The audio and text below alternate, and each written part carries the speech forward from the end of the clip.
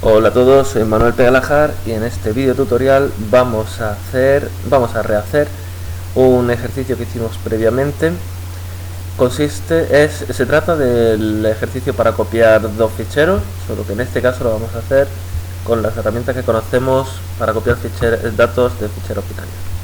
Conocemos el método write, que tienen todos los objetos de tipo OStream, por supuesto también lo tendrá el OFStream.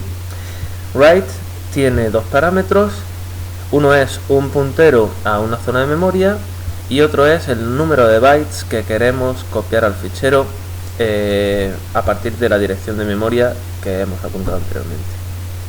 Esto es de un OStream, como decía antes. También tenemos para leer desde ficheros binarios, tenemos el método read, que tiene una dirección de memoria como entrada y un número entero consistente en el número de bytes que queremos leer desde el fichero y guardar en esa dirección de memoria. Pues bien, anteriormente, como habíamos copiado un fichero, era byte a byte, y eso realmente es bastante ineficiente porque tenemos que hacer muchísimos accesos a disco. Vamos a intentar reducir el número de accesos. Para ello, en CodeBlocks me creo un nuevo proyecto de consola en C++ y le llamo copia fichero como reload, para que se diferencie del que teníamos antes. Con las opciones por defecto, voy al main y al igual que en el ejercicio anterior, voy a cambiar el main para que tenga argumentos por línea de comandos. Querremos que tenga 3 argumentos, el nombre del programa, y otros 2 que serán un nombre de fichero origen y un nombre de fichero extra. Entonces, como hacíamos anteriormente, si el número de argumentos al programa es distinto de 3, un error, el programa necesita 2 argumentos, 2 puntos, error, ejemplo, un tabulador, nombre del programa, menor, y ahora perdón, fichero origen, fichero destino. Si esto ocurre, entonces no podemos copiar el programa, salimos. Seguidamente necesitamos dos ficheros, uno de entrada y uno de salida. Por tanto, incluyo la biblioteca stream y aquí declaro los ficheros, el de salida, fichero de salida, y el de entrada, fichero de entrada. Vale. Una vez que he comprobado los errores de entrada, abro ficheros, copio ficheros y por último cierro ficheros. Voy a hacer esto último lo primero para que no se me olviden. Y ahora voy a abrir los ficheros. Primero intentaré abrir el fichero de entrada, f.open argv d1. Si no se puede abrir, el fichero de entrada muestra un error y salgo. Error, no se pudo abrir,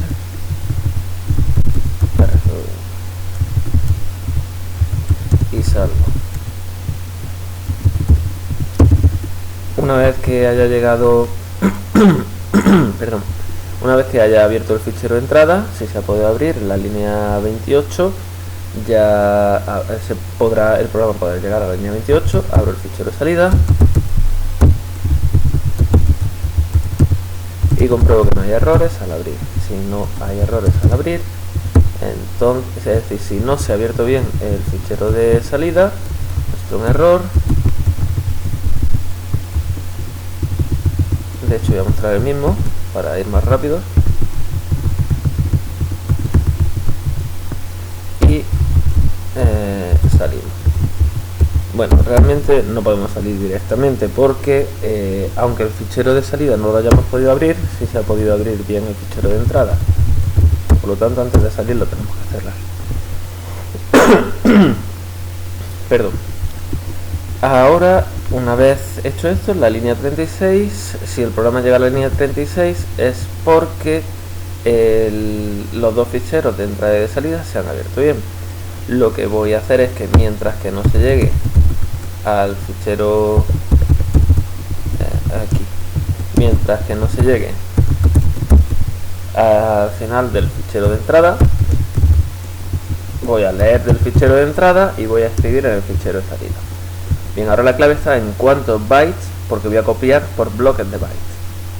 Pues por ejemplo, voy a crearme un buffer de bytes. Como los bytes son tipo char, el char es el único tipo de dato que podemos utilizar para bytes. Un buffer, que es un vector, simplemente un buffer es una zona de memoria donde almacenamos datos, bien para intercambio de datos entre aplicaciones, o bien para transmitir por red, o bien, por ejemplo, para transmitir a ficheros, o bien para leer, claro. Pues un buffer lo voy a crear como un vector de char de tamaño, por ejemplo, 2K, 2048 bytes. Entonces lo que vamos a hacer es ir leyendo del fichero de 2048 bytes en 2048 bytes y lo vamos a ir guardando.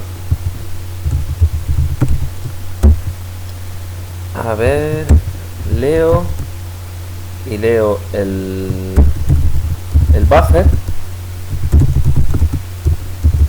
con el tamaño 2048. Voy a utilizarme una variable TimeBuffer, no una variable, una constante, para poder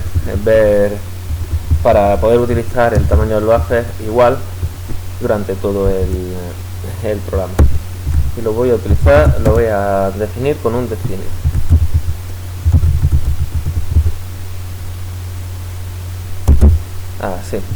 Así me he definido una macro que se llama TimeBuffer, que vale 2048. Bien, pues aquí abajo me declaro la variable de TimeBuffer y leo el buffer en la dirección de memoria de donde apunte buffer, leo el número de datos TimeBuffer. Fijaos que antes, en la práctica anterior, aquí poníamos dirección de memoria donde queríamos guardar el dato. Como buffer es un vector, el nombre de la variable, el nombre que le hemos dado al vector, es en sí la dirección de memoria de la primera componente. Esto sería exactamente equivalente, el fe.real paréntesis buffer sería equivalente a si pusiésemos ¿dónde queremos guardar TimeBuffer datas? A partir de buffer de 0. Pues a fread se le pasaría la dirección de memoria de la primera componente, pero la dirección de memoria de la primera componente es buffer, a secas. Pues leemos y ahora escribimos si no ha habido error de entrada-salida. Esto tiene una serie de errores que vamos a ver a continuación. Fichero de salida, escribo el buffer TimeBuffer. Ahora. Bien, voy a intentar compilar. Todo ok. Y ahora voy a intentar ejecutar. Ya digo, esto tiene errores. Por ejemplo, ¿cuál es el error más inmediato que tenemos? Que leemos TimeBuffer de TimeBuffer en TimeBuffer componentes. Entonces quiere decir que realmente estamos obligando a que el fichero tenga un número de bytes equivalente al tamaño del buffer que le hemos puesto, es decir, 2048, 4096, etcétera. Entonces, por tanto, cuando vamos a escribir, escribimos tan buffer. Veréis lo que pasa cuando ejecutamos esto. En escritorio, en programas de ficheros, copia fichero, bin, debug, y aquí está nuestro programa. Y voy a copiar el propio programa en otro fichero, en otro tercer fichero. Para ello, copiar fichero loaded, copiar fichero loaded, otro, y le doy a enter. Es decir, básicamente lo que estoy haciendo es llamar al programa copiar fichero loaded que acabo de crear. Voy a copiar el fichero copiar fichero loaded en otro. Le doy a enter. Aquí está el otro. Y ahora vemos lo que ocurre. Fijaos que el copiar fichero loaded tiene inicialmente 28.000 bytes y realmente nos ha copiado 26.624. ¿Por qué? Porque ha llegado y cuando ha intentado leer el tamaño del buffer, realmente ha llegado al fin del fichero, no ha podido leer 2048 bytes. De hecho, vamos a hacer las cuentas. Calculadora. 28.000. Voy a ampliar para que vean mejor. 28.308 menos 26.624 es un número menor que los 2048 que hemos puesto del buffer. Entonces eso último no nos lo ha copiado. Entonces el primer problema, aunque ya tenemos un problema aquí que había comentado, el primer problema es que no hayamos llegado al final del fichero. Pues voy a comentar estas dos sentencias, dejando el if que no enseñe existir, y solamente voy a leer, escribir, y ahora a ver qué pasa. Compilo, ahora control F9 y ejecuto lo mismo. Para ejecutar lo mismo, vamos a ver qué me ha creado. Fijaos que ahora me ha creado un fichero incluso más grande. Me creé el fichero original, tiene 28.308 y me ha creado uno de 28.672. ¿Por qué de 28.672? Porque ahora vamos a la calculadora. Uy, la he cerrado. 28.672. 28.672 dividido entre 2048, que es el buffer, tiene que dar un número entero exacto, 14. Hemos copiado 14 veces, hemos hecho 14 accesos a disco, bastante más eficiente que como lo teníamos inicialmente, que copiábamos byte a byte, pero tenemos el problema de que nos estamos colando al copiar.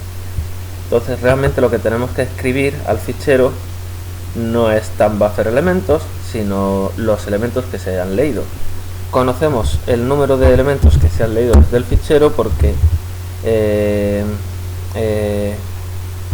tenemos la función gcount que nos dice el número de elementos que se han leído. Entonces, en lugar del el if que teníamos antes, vamos a decir que si gcount es mayor que 0, es decir, si en la última lectura que hicimos desde FE,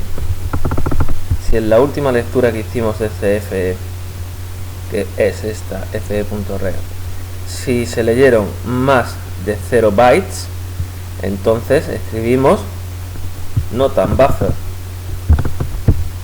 A ver, está yendo con el ratón. No tan buffer, sino fe.gcount.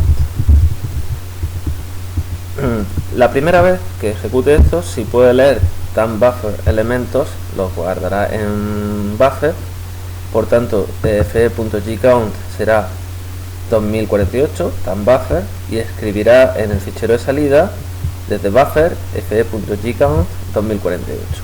Esto lo hará cada vez que pueda leer 2048 bytes, y la última vez, cuando lleguemos al final del fichero, justo antes de llegar al fin del fichero, intentaremos leer TimeBuffer 2048. Imaginad que no quedan 2048, que quedan por ejemplo 5 bytes.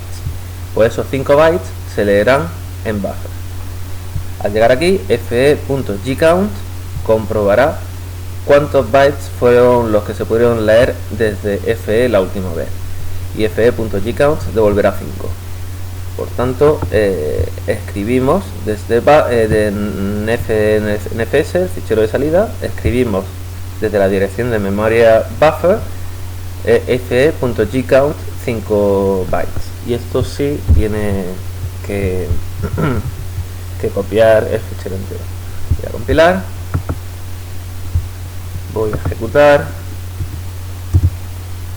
y efectivamente no me ha copiado, me lo ha copiado todo. A ver, ¿qué he hecho yo aquí? He compilado. Sí, he compilado. Ahora ejecuto. Ahora listo. Y ahora ya sí. 28.369, 28.369. Y este otro fichero, igual como copiar fichero reload y era ejecutable, si le pongo permisos de ejecución, también tiene que ser ejecutable.